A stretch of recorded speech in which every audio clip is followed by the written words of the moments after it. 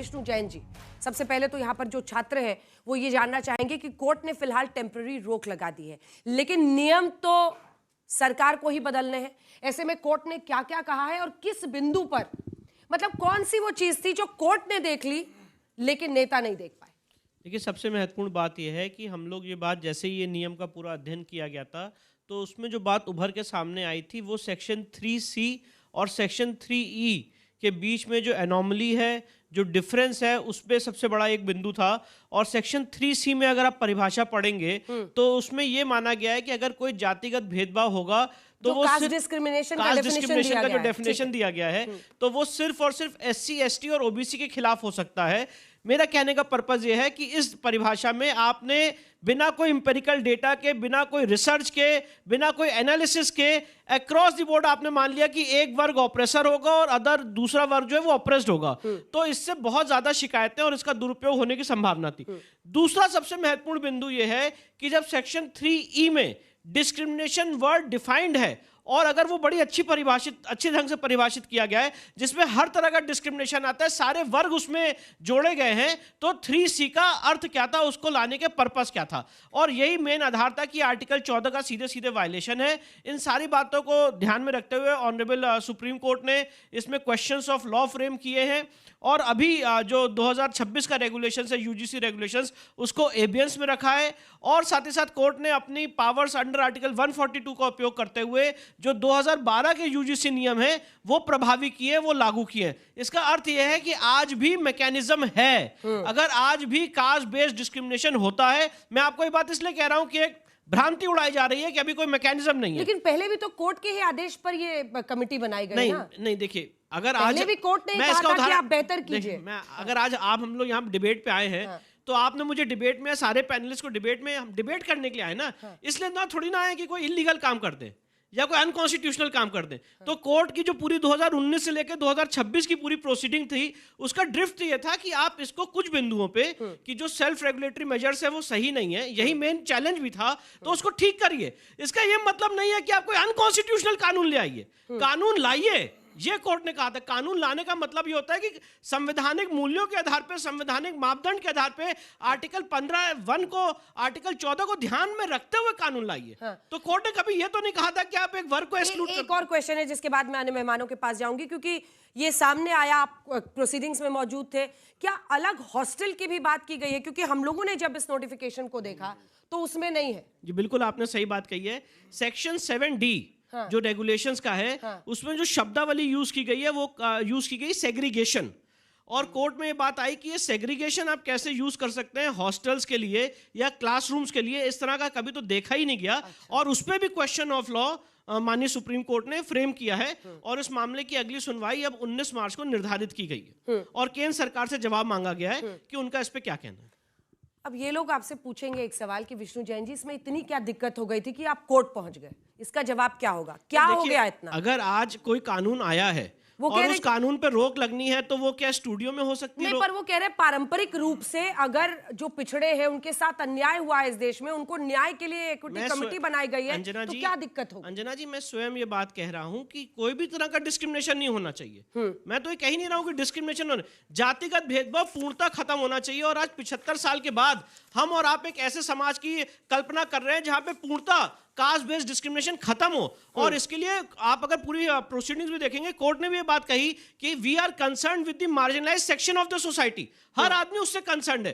पर इसका ये मतलब नहीं है कि आप अगर बिना कोई इंपेरिकल डेटा के, रिसर्च के ये मान रहे हैं कि सिर्फ ये बच्चा जो है वो डिस्क्रिमिनेशन करेगा और दूसरा बच्चा डिस्क्रिमिनेट होगा, तो इसका कोई कानूनी आधार है नहीं, इसकी कोई रिसर्च नहीं है। बहुत सारे उदाहरण है, दोनों तरफ दिए जा सकते हैं, पर मैं उदाहरणों में नहीं जाना चाहता हूं। तो ये सबसे मूलभूत आधार था जिसके आधार पर इसको चुनौती दी गई थी। अब मेरा एक, जो आपने प्रश्न पूछा, अगर कोई कानून आया है तो अंजना जी उस कानून को सरकार कानून लाइए, तो कानून कैसे रोका जाएगा, उसका इम्प्लीमेंटेशन कैसे रोका जाएगा? इसीलिए तो कोर्ट गए हैं। कानून स्टूडियो में तो रुक नहीं सकता है, हमारे जो यहाँ पे सीनियर सड़क पे रुक सकता है, ना सड़क पे रुक सकता है, ना इनसे डिबेट करके रुक सकता है, वो सिर्फ और सिर्फ कोर्ट में एक लीगल प्रक्रिया को फॉलो करके रुक सकता है, इसीलिए कोर्ट गए थे। चलिए, अब इससे पहले कि हम आगे बढ़ें और आपसे सवाल पूछें, JNU के प्रोफेसर हमारे साथ यहाँ पर जुड़े हैं, प्रोफेसर गंगा सहाय मीना जी। एक वीडियो मैं दिखाना चाहती हूँ, कल का वीडियो है जब ये कोर्ट का फैसला आया था, एक बार दिखाइए जरा।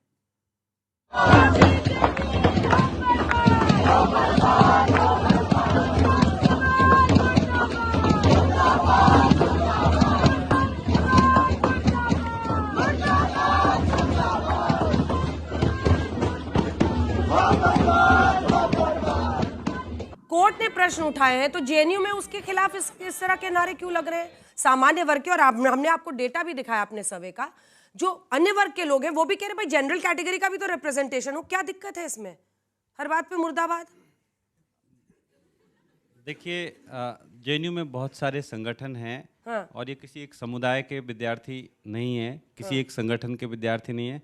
ऐसा लगता है कि छात्र संघ के बैनर तले कोई प्रोटेस्ट था और उसमें सारे शामिल हो रहे हैं। मुझे इसकी जानकारी वैसे नहीं है, ठीक। लेकिन फिर भी मैं कहना चाहता हूँ कि वो राष्ट्रीय अंतर्राष्ट्रीय मुद्दों पर आए दिन विरोध प्रदर्शन करते हैं। वहाँ पे ऐसी परंपरा है पहले से। मुझे आश्चर्य इस बात का हो रहा है कि जब यूजीसी ने एक कानून लेकर के आई और उस कानून के खिलाफ लोगों ने विरोध प्रदर्शन किया तो उसको लोकतांत्रिक कहा गया, और अगर सुप्रीम कोर्ट ने बिना वाजिब कारण के उस पर रोक लगा दी तो उसको अलोकतांत्रिक कहा जा रहा है या उसको अराजक कहा जा रहा है। ये बड़ी आश्चर्यजनक बात है। किसने कहा लोकतांत्रिक? नहीं तो ये क्यों विरोध प्रदर्शन कर रहे हैं? नहीं, ये मीडिया में सुबह से आज ये माहौल बनाने की कोशिश की जा रही है कि जो विरोध प्रदर्शन कर रहे हैं इसका मतलब वो अलोकतांत्रिक लोग हैं।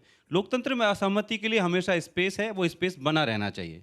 और इसीलिए शायद, और ये एक समुदाय के लिए नहीं, लोग नहीं है, सब मिलकर के अगर किसी बात के प्रति असहमति जता रहे हैं, का भी एक उसमें कोई प्रतिनिधित्व हो, क्या दिक्कत है? हाँ, सब मिलकर के, तो हम उस पे कानून पर बात करें। हाँ। कानून पे बात करें तो उसमें रिप्रेजेंटेशन है, उसमें प्रतिनिधित्व है। कैसे? जो 3 प्रोफेसर्स हैं, तो नहीं किया है। 3 प्रोफेसर्स हैं, 2 नागरिक समिति के लोग हैं, वो लोग कौन है? इसमें लिखा है? नहीं लिखा है। हाँ। उसमें एक स्पेस है कि वो जनरल कैटेगरी के हो सकते हैं, सभी के लिए है। मतलब ये प्रोबेबिलिटी पर छोड़ दिया जाए। हाँ बिल्कुल, क्योंकि अब तक के आंकड़े ये बताते हैं कि भेदभाव किसके साथ हुआ है। देकर पूछती हूं, कई राज्यों में जो जाट हैं उनको उस कैटेगरी में नहीं डाला जाता है, पिछड़ों की कैटेगरी में, और उनके खिलाफ कई बार अपशब्दों का इस्तेमाल होता है। आप में से कई लोग सहमत होंगे, डीयू के भी आप लोग हैं। डीयू के कितने बच्चे एक बार दिखा दीजिए? डीयू के ज्यादातर बच्चे लॉ पढ़ रहे हैं, जर्नलिज्म पढ़ रहे हैं, अलग अलग कोर्सेस से, ठीक है। अब वो उस कैटेगरी में नहीं आता है कई राज्यों में। ऐसे में अगर उसके खिलाफ कुछ हो तो यहां तो आपने मान लिया है एसटी, एससी और ओबीसी। नहीं, इसमें आप जब भेदभाव की जो उसकी बात कर रहे हैं 7.3E उस परिभाषा की बात कर रहे हैं तो उसमें तो पिछड़े भी शामिल है, उसमें ईडब्ल्यूएस भी शामिल है, ईडब्ल्यूएस भी शामिल है, उसमें विकलांग भी शामिल है, उसमें स्त्रियां भी शामिल हैं। तो किसी इतना ब्रॉडर एक आप देखिए। हाँ। नहीं, इस कानून के तहत, डेफिनेशन में वो नहीं आते इस कानून के तहत एक समावेशी नजरिया प्रस्तुत करने की कोशिश की गई है, और मुझे आश्चर्य है कि एक समावेशी नजरिए से देश के बहुत सारे लोगों को आपत्ति हो रही है। सुप्रीम कोर्ट को आपत्ति है, सुप्रीम कोर्ट पर भी बोल लीजिए। नहीं, देखिए अंजना जी, चुप हो गए। अंजना जी, सुप्रीम कोर्ट का हम सम्मान करते हैं, लेकिन यही सुप्रीम कोर्ट, यही भारत का संविधान और माननीय सुप्रीम कोर्ट हमको असहमति का अधिकार देता है, और मैं माननीय सुप्रीम कोर्ट के इस रोक से असहमत हूं। कोई कमिटी के खिलाफ नहीं है, वो कह रहे रिप्रेजेंटेशन रहने दीजिए, और फॉल्स अगर कोई कंप्लेंट करता है तो उसके खिलाफ एक्शन क्यों ना हो? ये तो नेचुरल जस्टिस के खिलाफ है ना। रैगिंग भी नहीं जोड़ी गई, वो भी एक विषय। हाँ, नहीं, रैगिंग के लिए ऑलरेडी है ना, तमाम देश के। सुनिए, रैगिंग को लेकर के भारत के जितने शिक्षण संस्थान हैं, भारत सरकार ने बाकायदा डिक्लेयर किया हुआ है कि हम कैंपस को बाकायदा रैगिंग विहीन बनाएंगे। अगर कोई बच्चा किसी की रैगिंग लेता है तो उसके लिए बाकायदा वो कंप्लेंट की जा सकती है, वो एक आपराधिक मामला है। एक बात आपने कहा कि ओबीसी को लेकर के जो आशंका बताई, इस देश में 2 तरह के संस्थान हैं, एक राज्य द्वारा संचालित संस्थान और एक केंद्र द्वारा संस्थान। और जो ओबीसी आरक्षण है उसमें जो केंद्र सरकार की सूची में जो ओबीसी होगा उसको केंद्र सरकार में उस तरह का ट्रीट किया जाएगा। अगर राज्य में वो जाति, जैसे जाट समाज की आपने बात कही, जाट समाज केंद्र की सूची में ओबीसी में नहीं है, लेकिन जो केंद्रीय संस्थान है उन संस्थान के अंदर उनको ओबीसी चिन्हित नहीं किया जा सकता। हाँ। जो राज्य सरकारें हैं जहां पे जाट समाज को ओबीसी का आरक्षण प्राप्त है, उत्पीड़न हो तो नहीं, सुनिए, कहां उनका उत्पीड़न हो तो नहीं, कहां पे कोई ब्राह्मण ही हो, उसकी चोटी को लेकर कोई टिप्पणी करे चोटी तो गलत है। नहीं तो चोटी तो इस देश में एक अलग तरह का माहौल बनाया जा रहा है। ज्ञान थोड़ी पूछ रहे हैं, हम सब पूछ रहे हैं। नहीं, ज्ञान तो उनको पता है। नहीं, ज्ञान नहीं। देखिए अंजना जी, सुनिए सर, उस बच्चे को क्यों ना इसमें शामिल किया जाए? उसके खिलाफ भी तो हो सकता है। देखिए गलत है। मैं व्यवस्था के, सुनिए, चोटी गलत नहीं है। मैं व्यवस्था के, सुनिए, मैं व्यवस्था के, सर, आगे बोलिए, सुनो जी, बोलिए बोलिए। मैं व्यवस्था के अंतिम पायदान से आता हूं। मुझे जीवन में शिक्षक बनने का मौका मिला और मैं अपने शिक्षक जीवन में भरपूर आपको दावे के साथ कह सकता हूं कि मैं किसी भी बच्चे के साथ, चाहे वो सामान्य जाति का हो या कोई भी हो, क्योंकि वो मुझे एक से शिक्षक देखना चाहता है, एज ए शिक्षक होने के नाते मेरी ये नैतिक जिम्मेदारी है। लेकिन एक सवाल भी है, एक सवाल भी है, सुनिए, एक सवाल है आपकी ना। कहानी कौन झूठ नहीं, सुनना चाह रहा है आपकी सर? सवाल है ना। हम तो सवाल- लॉ पे बात कर रहे हैं। सुनिए सुनिए no no, I have a serious issue here. Anjana ji, I have a serious issue. सुनो। सुनिए ना, मेरा इशू, आप नहीं बोलेंगे तो मैं उनसे पूछूंगी। मेरा ये इशू है कि अगर सामान्य वर्ग के किसी छात्र के खिलाफ उत्पीड़न हो, आपने कास्ट डिस्क्रिमिनेशन के डेफिनेशन में उसको तो डाला ही नहीं। मैं सही पूछूं ना विष्णु जी? देखिए, अंजना जी, उत्पीड़न दो ये तरह- सिंपल है। नहीं, बिल्कुल दो तरह के फिर सुनिए, ऐसे लिखने लगे। आप आई हैव अ सिंपल क्वेश्चन एक मिनट में इसका जवाब देना उसको चाहता हूं। एड्रेसल का मौका मिलना चाहिए या नहीं मिलना चाहिए? बिल्कुल मिलना चाहिए, और उसके लिए पहले से मैकेनिज्म है तमाम विश्वविद्यालयों में, तमाम कॉलेजों में। अगर किसी भी छात्र के खिलाफ कोई भी उत्पीड़न, कोई Exactly, भेदभाव तो होता फिर है, नए नियम पहले से क्यों? मैकेनिज्म है। लेकिन Exactly, पहले की तो फिर नए लेकिन- नियम क्यों?